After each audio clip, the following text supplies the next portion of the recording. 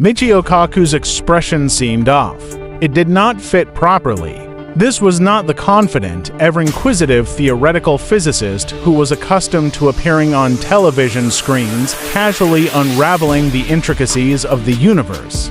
This time, he sat there. His voice faltered. He focused too long on one thing, the image in front of him. And when he finally spoke, the room full of elite space journalists, scientists, and historians froze in absolute silence. The topic of the presentation was supposed to be new information from the lunar surface satellites, but what unfolded sent shockwaves through the scientific community as a whole. This was not simply data, it was a cosmic apology. Something hiding beneath the moon's surface had just changed everything we thought we knew. And by the end of this video, you two will understand why Michio Kaku could no longer contain his tears. Because what they found beneath the surface revealed this: the moon is not natural. Kaku's first revelation dismantled decades of consensus. Utilizing newly deployed quantum deep imaging satellites, researchers scanned the moon's subsurface with technology more advanced than anything attempted before. Instead of solid rock, they discovered enormous hollow chambers, some stretching hundreds of kilometers, arranged in symmetrical patterns no natural process could explain. These were not ancient lava tubes, not accidental voids, not air pockets. They had regularity, structure, alignment. They had intent. Additionally, thermal readings revealed pulsating, localized heat sources to precise, to focused to be geological. Everyone in the room felt the weight of an unimaginable magnitude. The moon's interior contained not only signs of creation, it was still active in some way. Whether a machine, reactor, or monument, Kaku did not say. He didn't have to. The data spoke for itself. The patterns followed gravitational anomalies that had always been dismissed as minor inconsistencies in measurement. But when mapped in high definition, they formed a global grid spanning pole to pole, perfectly aligned with the cavities and reflective metallic regions uncovered by radar. This was not an accident. It was engineering. Kaku presented gravitational maps from 3 independent organizations that displayed this lunar lattice, a skeleton invisible to the eye, supporting the moon's position with baffling precision.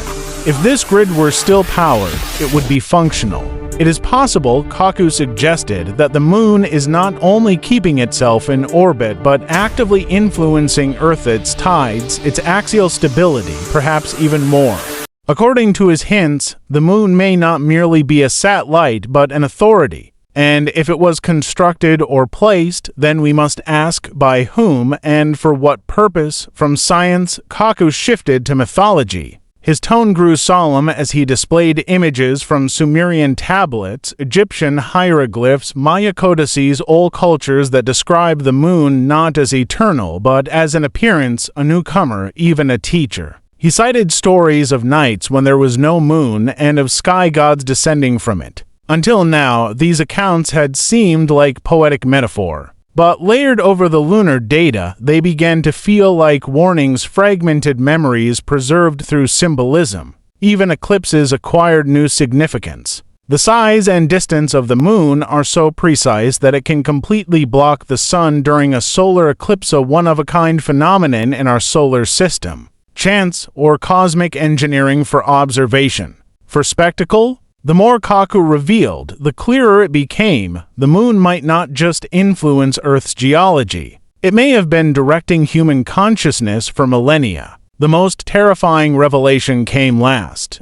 Using high-frequency subsurface radar tomography, researchers discovered reflective materials beneath the crust, metals unknown to modern science, scattered throughout geometric arrays that bent and absorbed radar waves unnaturally. These were not ores. They were alloys designed for function. When subjected to simulated stress tests, these materials performed like shielding casings built to withstand pressure and impacts. Kaku suggested, without fully claiming, that we may be examining remnants of an ancient machine, or worse, an inactive system awaiting activation.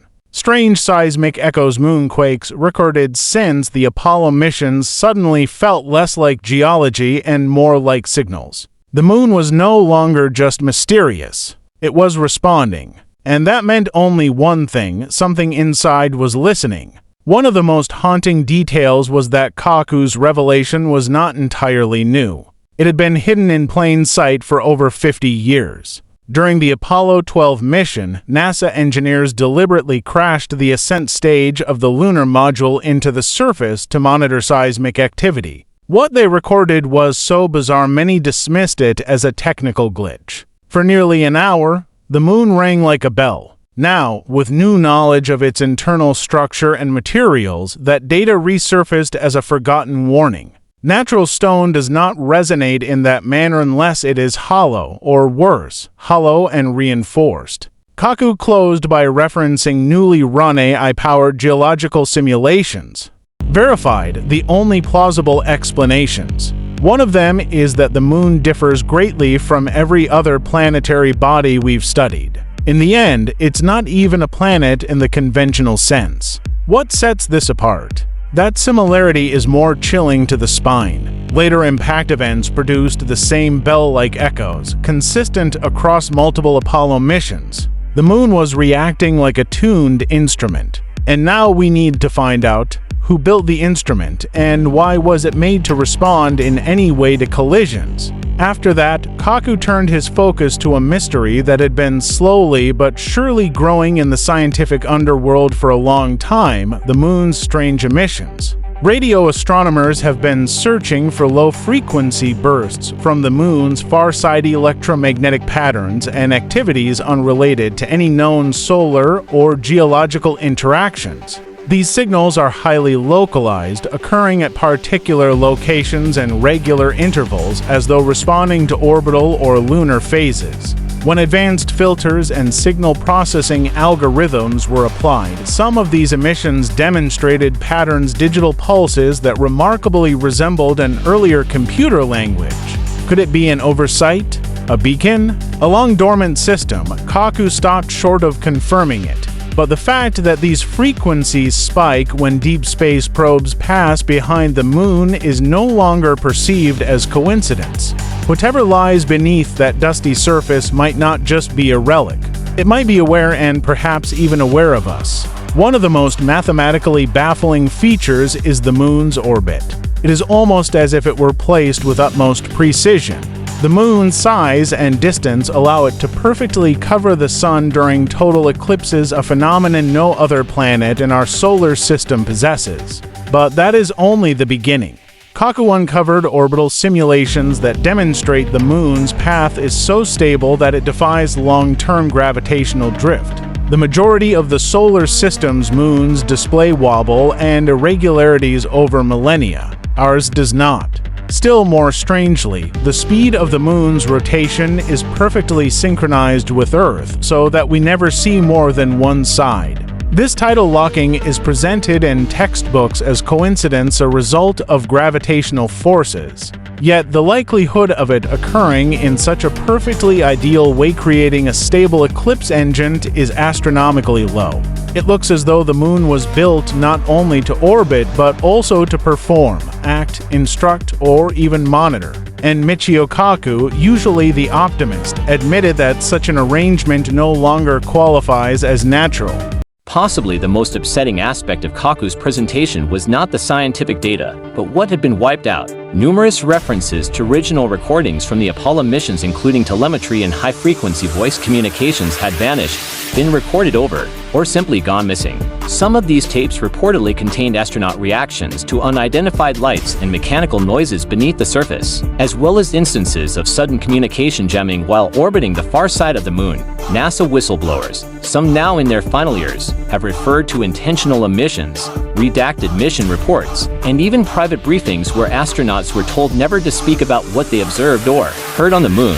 Kaku, always cautious about conspiracy claims, admitted that the silence itself had become too loud to ignore. If the moon truly is something different, something far older and far more complex, then those keeping the truth under wraps must have a reason, and that reason might be more frightening than the truth itself. Michio Kaku stepped back from the podium.